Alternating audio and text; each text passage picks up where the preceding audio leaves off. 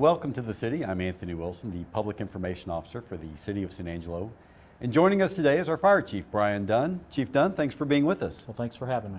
Now, I wanted to talk with you first and foremost about a proposal that is in this coming year's budget to add 8 firefighters to staff an additional ambulance.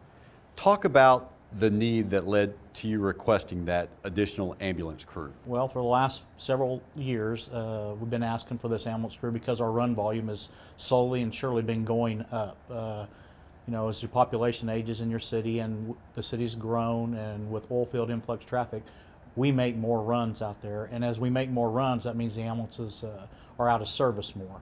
So if these ambulances are out of service, it can delay response times as more and more of them are taken out, and the ambulance is coming from a further area than your nearest station.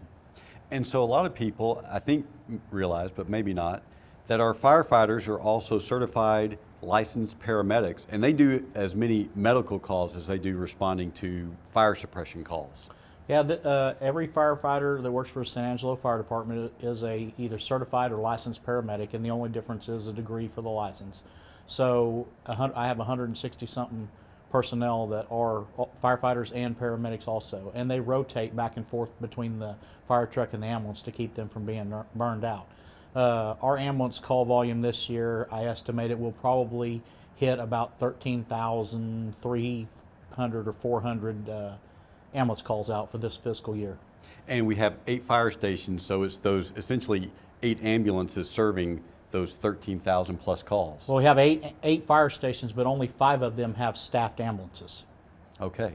And in order to help meet that demand, you've adopted a peak hour ambulance service. Talk a little bit about what that entails. One of the guys on the association board had seen this somewhere and asked about it, so we started looking at the data, and a lot of these runs are generated from, you know, earlier in the morning after people start going to work till about the time, a little bit after they go home, because you have much more people out on the streets, much more people active versus in the middle of the night when most people are sleeping. And we enacted this peak ambulance in June to help offset the amount of runs the other ambulances were making. And so there are times where your number of calls at any given moment exceeds the number of ambulances that you have in service. That's right. That's part of what's been driving the need for that other ambulance. We have 5 staffed ambulances that are manned and ready to make a run around the city. 200 times last year, all 5 of those ambulances were out at the same time, so we had to shut down a fire truck to man the reserve ambulance at that station. And talk about the concerns that involves that once you shut down a fire engine. Well, when you shut down the fire engine to make that EMS run, you have lost your fire protection for that area of the city until those guys can make that run and get back in service. So basically, if we shut down that fire truck, you're losing about 1/8 of the city's fire coverage for that designated time. And the problem we were running into when all 5 of them out, it wasn't just one. We would get 2 or 3 ambulance runs at once, and we were having to shut down 1, 2, or 3 fire trucks to make that run. And that obviously that becomes a big concern at that point. It becomes a safety issue for the citizens when that starts happening on a very frequent basis. You shared some metrics with the City Council recently regarding ambulance calls. Talk a little bit about what the standards are that are recommended by your industry versus where we are right now as a city.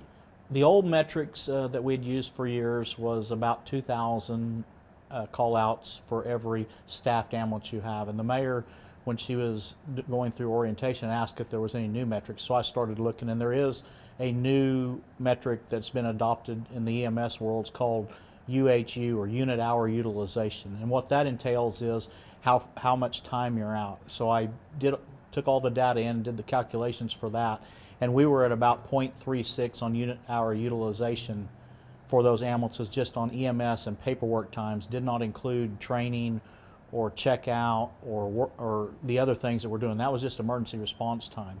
And where you want to be, according to their standard, is between 0.16 and 0.24. And so with the addition of this ambulance, how will those metrics be adjusted? It will get us down to like 0.29, which it says you're stretching the system at that point, but you're still being okay. At the point we were at, it was unsustainable. You've requested 8 additional firefighters. Explain why that many firefighters are necessary in order to man an ambulance.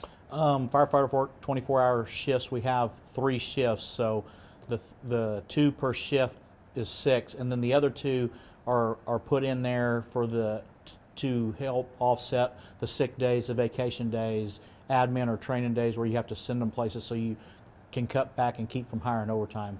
Because when you're running emergency services such as fire or EMS, you have a minimum manning that you have to have on that vehicle to make it work. When do you anticipate having those 8 additional firefighters hired, trained, and then finally on the floor of a firehouse? We have our current list is ready to be interviewed, so we will interview them in the next month or so, I hope, and hopefully hire them around the first part of December.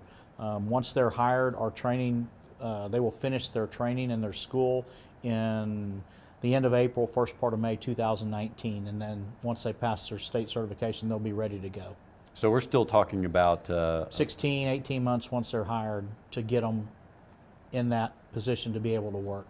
So it's too late now to apply for the next fire academy, but talk a little bit about the process. If people are interested in becoming a firefighter and a paramedic, the process for applying and gaining entry into the academy. Well, our next test will probably be in February of 2018.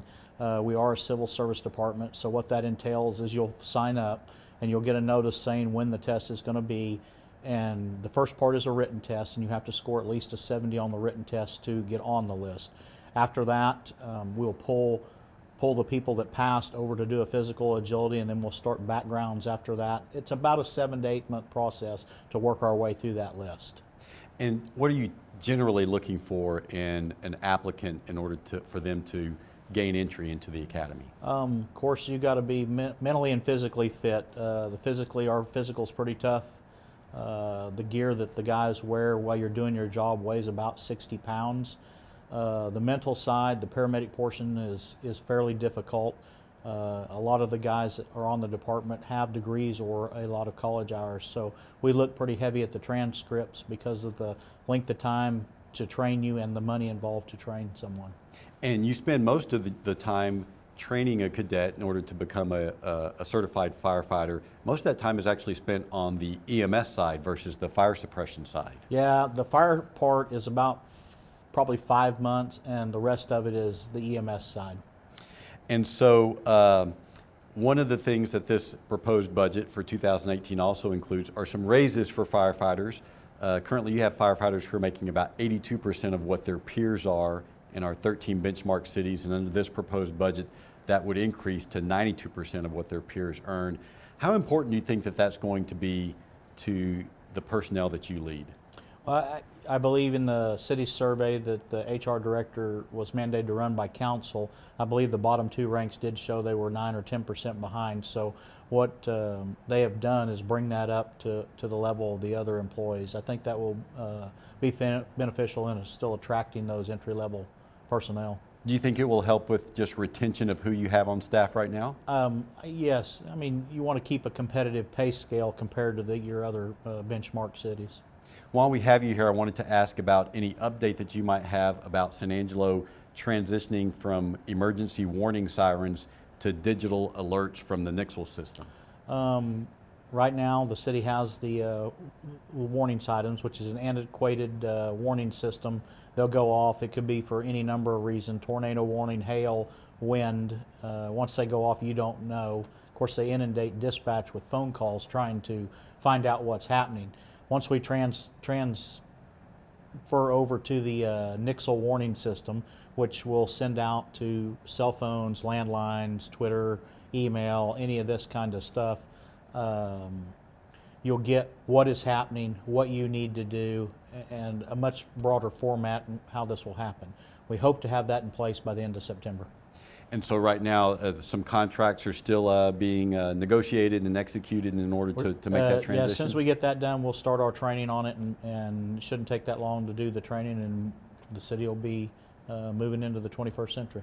And for anyone who thinks that that might not be a good technology for them, talk a little bit about why you think that this move is going to be beneficial for people, even if they're not terribly technology savvy. first of all, you don't have to sign up for this. This will come to your phones, your landline. It will continue to try. Some of the other things is those warning sirens, most of the ones we still have are dated from the 1950s, 60s, and 70s. We have a very difficult time telling whether or not they work. And even if they do work, they're designed for you to hear if you're outside your house. If you're inside your house, most of the time you don't hear them. When I go and I am listening to see if some of them are working or not, I'll park 4 or 5 blocks away and stand outside my car, and a lot of times I cannot even hear the siren there. So if you think that you're going to hear a siren in a raging storm, unless you're very close to it, most of the time you will not hear it.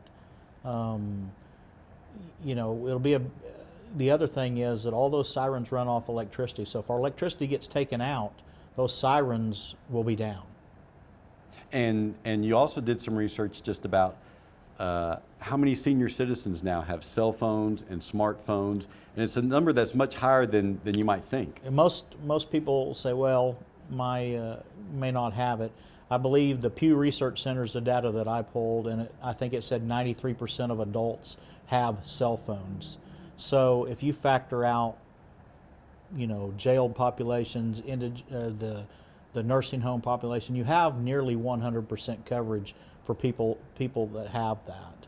Very few people do not have a phone or cell phone or other. And even if they didn't have it, you know, the chances of them being reached by the sirens right now are minimal too. The other thing about going to this system, the only place that there are sirens right now is in the city. I believe there's 1 or 2 in Great Creek, 1 in Highland Range, and 1 in Christoval. This system will reach the entire county. So you have populations in Wall, Carlsbad, Water Valley that will now be alerted to any ongoing disasters as well, where they were getting no warning before.